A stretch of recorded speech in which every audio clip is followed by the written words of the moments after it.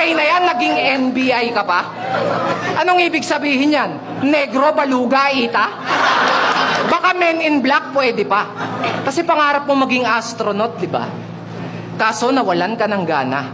Magmula nang mabalitaan mo na hindi na nagpapadala ng unggoy yung NASA.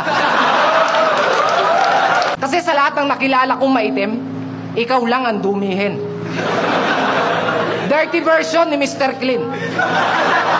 Na sa sobrang pangit, buong buhay, di pa nararanasang masabihan ng blooming.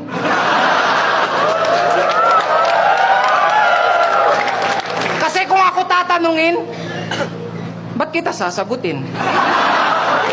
Tignan mo naman kasing itsura.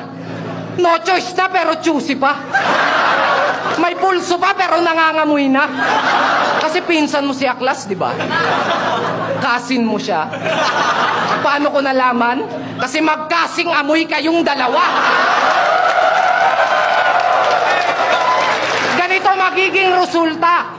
Pag maitim ka, tapos pinilit mong gumamit ng Myrai. Pero gusto ko yung pagka-black mo, ha? Medyo glossy.